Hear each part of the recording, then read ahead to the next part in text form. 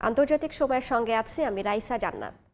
ইউক্রেনে হামলা চালাতে নতুন ক্ষেপণাস্ত্র মজুত আছে বলে হুঁশিয়ার করেছেন রুশ প্রেসিডেন্ট ভ্লাদিমির পুতিন। বিশ্বের অন্য কোনো দেশের কাছে এমন অস্ত্র নেই বলেও দাবি করেন তিনি। রাশিয়া এই ক্ষেপণাস্ত্র ব্যবহার ও এর উৎপাদন চালিয়ে যাবে বলেও জানান পুতিন। রাশিয়ার ক্ষেপণাস্ত্র ব্যবহারের বিষয়ে আন্তর্জাতিক প্রতিক্রিয়ার আহ্বান জানিয়েছেন ইউক্রেনের president Volodymyr Zelensky. President Vladimir Putin বলেছেন, বৃহস্পতিবার ইউক্রেনে ছোড়া মাঝারি পাল্লার ক্ষেপণাস্ত্র ওরেশনিক সফলভাবে লক্ষ্যবস্তুতে আঘাত হেনেছে। শুক্রবার মস্কোতে শীর্ষস্থানীয় কর্মকর্তাদের সঙ্গে এক বৈঠকে এমন দাবি করেন তিনি। একই সঙ্গে তিনি জানান, ইউক্রেনে হামলা চালাতে নতুন ক্ষেপণাস্ত্র মজুত আছে রাশিয়ার কাছে। বিশ্বের অন্য কোনো দেশের কাছে এমন অস্ত্র নেই বলেও দাবি করেন পুতিন। রাশিয়া হাইপারসোনিক ওরেশনিক মিসাইলের পরীক্ষামূলক ব্যবহার এবং ধারাবাহিক উৎপাদন অব্যাহত রাখবে বলেও হুঁশিয়ারি উচ্চারণ করেন রুশ প্রেসিডেন্ট।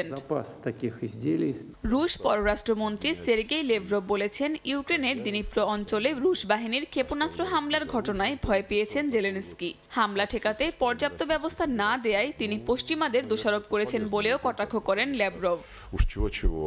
এদিকে রাশিয়ার ক্ষেপণাস্ত্র ব্যবহারের বিষয়ে আন্তর্জাতিক প্রতিক্রিয়া চেয়ে ইউক্রেনের প্রেসিডেন্ট ভলোদিমির জেলেনস্কি বলেন, ইউক্রেনকে ভয় দেখানোর চেষ্টা চালিয়ে যাবেন পুতিন। শুক্রবার এক ভিডিও বার্তায় তিনি পশ্চিমা মিত্রদের ধন্যবাদ জানান। বলেন, রাশিয়ার ক্ষেপণাস্ত্র হামলা ঠেকাতে নতুন আকাশ প্রতিরক্ষা ব্যবস্থা পেতে বৈঠক করছেন ইউক্রেনের প্রতিরক্ষা মন্ত্রী। ইউক্রেনে সাম্প্রতিক রুশ ক্ষেপণাস্ত্র হামলা ইস্যুতে জরুরি বৈঠক ডেকেছে পশ্চিমা সামরিক জোট ন্যাটো। কিয়েভকে সঙ্গে নিয়ে মঙ্গলবার বৈঠকটি অনুষ্ঠিত হবে বলে জানা গেছে। ইউক্রেন যুদ্ধ বন্ধে নবনির্বাচিত মার্কিন প্রেসিডেন্ট ডোনাল্ড ট্রাম্পের সঙ্গে আলোচনায় বসতে চান রুশ প্রেসিডেন্ট ভ্লাদিমির পুতিন। রাশিয়ার সাবেক ও বর্তমান 5 কর্মকর্তার বরাত দিয়ে এমন খবর প্রকাশ করেছে বার্তা সংস্থা রয়টার্স সহ বিভিন্ন গণমাধ্যম। এতে বলা হয়েছে, সংঘাত বন্ধের আলোচনায় ট্রাম্পের সঙ্গে বসতে কিছু শর্ত দিয়েছেন রুশ প্রেসিডেন্ট। এর মধ্যে আছে রাশিয়ার দখল করা ইউক্রেনের ভূখণ্ডগুলো নিয়ে বড় কোনো ছাড় না দেয়া এবং কিয়েভের পশ্চিমা সামরিক জোট ন্যাটোতে যোগ দেওয়ার ইচ্ছা ত্যাগের বিষয়। মার্কিন প্রেসিডেন্ট নির্বাচনে বড় ব্যবধানে জয়ী হয়ে আবারও হোয়াইট হাউসে ফিরছেন ডোনাল্ড ট্রাম্প। তার জয়ের পর থেকেই বিভিন্ন মহলে আলোচনা হচ্ছে, এবার বন্ধ হতে পারে রাশিয়া ইউক্রেন যুদ্ধ। দুই দেশের চলমান এই সংঘাতে ইউক্রেনের জন্য যুক্তরাষ্ট্রের কোটি কোটি ডলার সহায়তা দেয়া নিয়ে ট্রাম্প তার নির্বাচনী প্রচারণায় ব্যাপক সমালোচনা করেছেন। তিনি একবার প্রতিশ্রুতি দিয়েছিলেন, ক্ষমতায় গেলে 24 ঘন্টার মধ্যে তিনি এই যুদ্ধ বন্ধ করবেন। এবার গুঞ্জন উঠেছে, যুদ্ধ বন্ধে ট্রাম্পের সঙ্গে বসতে চান রুশ প্রেসিডেন্ট ভ্লাদিমির পুতিন।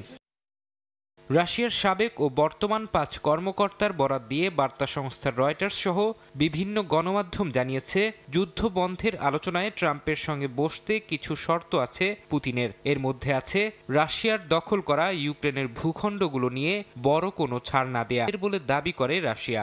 এছাড়া খার্কিভ ও মিকোলাইভের যেসব এলাকা রাশিয়ার দখলে রয়েছে, সেখান থেকে সেনা প্রত্যাহারেও রাজি হতে পারে মস্কো। কোর্টের আদেশ তোয়াক্কা না করেই 24 নভেম্বর বিক্ষোভ সমাবেশের প্রস্তুতি নিচ্ছে ইমরান খানের দল পিটিআই। এদিকে বিক্ষোভ দমনে ব্যাপক তোড়জোড় শুরু করেছে পাকিস্তান সরকার। গণমাধ্যমগুলো বলছে, বিক্ষোভের দিন ইসলামাবাদ শহর পুরোপুরি বন্ধ করে দেওয়ার পরিকল্পনা করা হচ্ছে। 24 ও 25 তারিখ শহর জুড়ে মোবাইল নেটওয়ার্ক সার্ভিস বন্ধের ঘোষণা দেওয়া হয়েছে। এমন পরিস্থিতিতে ইমরান খানের স্ত্রী বুশরা বিবির বিরুদ্ধে জামিন অযোগ্য গ্রেফতারি পরোয়ানা জারি করেছেন দেশটির দুর্নীতি দমন বিষয়ক একটি আদালত।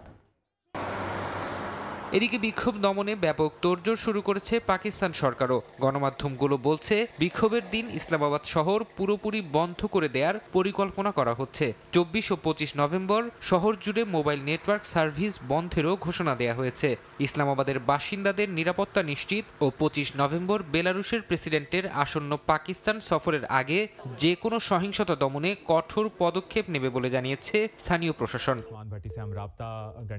চলমান এই উত্তেজনার মধ্যে পাকিস্তানের সাবেক প্রধানমন্ত্রী ইমরান খানের স্ত্রী বুশরা বিবির বিরুদ্ধে জামিন অযোগ্য গ্রেফতারি পরোয়ানা জারি করেছেন দেশটির দুর্নীতি দমন বিষয়ক একটি আদালত। আল কাদির ট্রাস্ট মামলার একাধিক শুনানিতে অনুপস্থিত থাকায় তার বিরুদ্ধে এই পরোয়ানা জারি করা হয়েছে। তাকে 26 নভেম্বরের মধ্যে আদালতে উপস্থিত করতে নির্দেশ দিয়েছেন আদালত। ফরহাদ চৌধুরী, সময় সংবাদ। দেখছেন আন্তর্জাতিক সময়।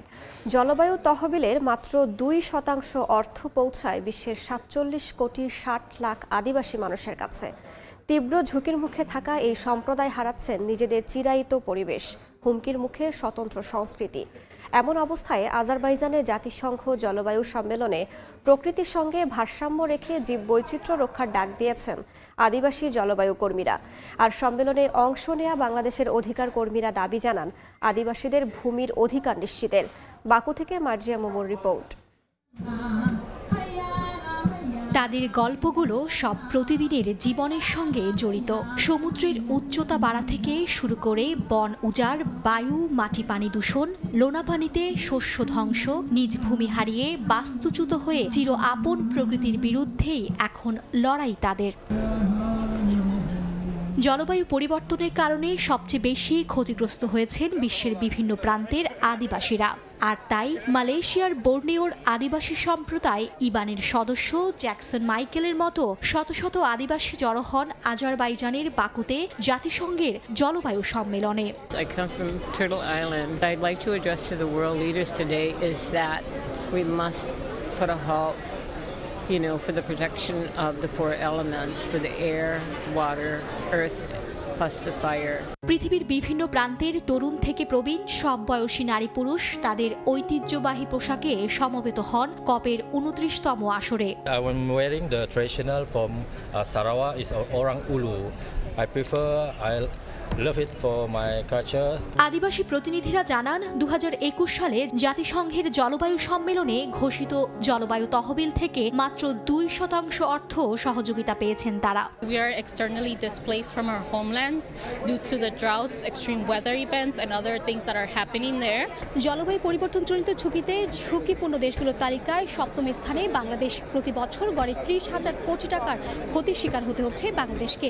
ঝুঁকির দিক থেকে 7ম স্থানে থাকা বাংলাদেশের আদিবাসী গোষ্ঠীর ওপর জলবায়ু বিরূপ অভিঘাতের মাত্রা আর সবার চাইতে বেশি, যার কারণ সামাজিক, রাজনৈতিক, অর্থনৈতিকভাবে প্রান্তিক অবস্থান। জলবায়ু সহিষ্ণু ফসল উৎপাদনের ক্ষেত্রে যদি ভূমিকা রাখতে হয় আদিবাসী মানুষ এবং প্রান্তিক ভূমিহীন জনগোষ্ঠীকে, তাহলে ভূমির মধ্যে তাদের অধিকার প্রতিষ্ঠিত হতে হবে।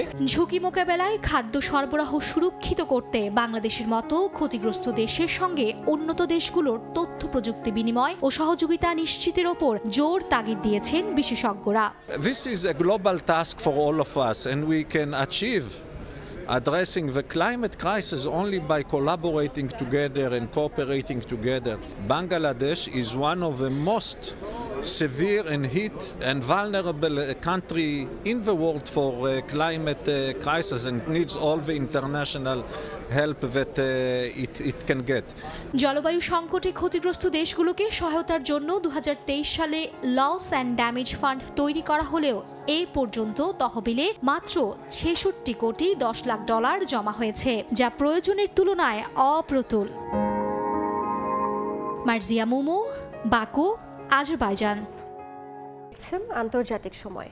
কুয়েতে নানা আয়োজনে বাংলাদেশ সশস্ত্র বাহিনী দিবস পালিত হয়েছে।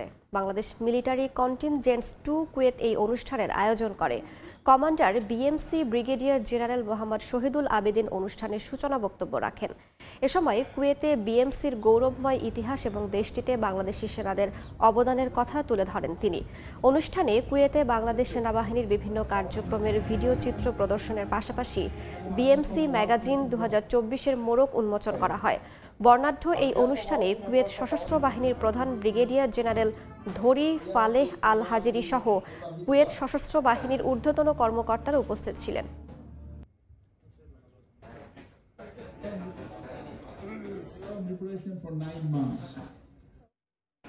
আতশবাজির মনোমুগ্ধকর প্রদর্শনের মধ্য দিয়ে বড়দিনের ছুটির মৌসুম শুরু হলো হংকংয়ে।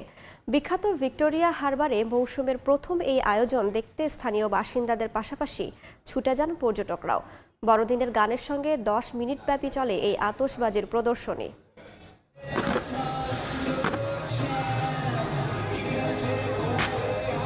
আতশবাজির মনোমুগ্ধকর এ দৃশ্য হংকংয়ের ভিক্টোরিয়া হারবারের উপলক্ষ আসন্ন বড়দিন। গেল বছরের চেয়ে এক সপ্তাহ আগেই প্রচারণা শুরুর অংশ হিসেবে বড়দিন ছুটির মৌসুমের প্রথম আতশবাজি প্রদর্শনী এটি। 10 মিনিট ব্যাপী চলা এ প্রদর্শনী দেখতে ছুটে যান হংকংয়ের বাসিন্দাদের পাশাপাশি বিভিন্ন দেশের পর্যটকেরা। We have never seen a firework like this, so huge and beautiful, and we enjoyed it a lot.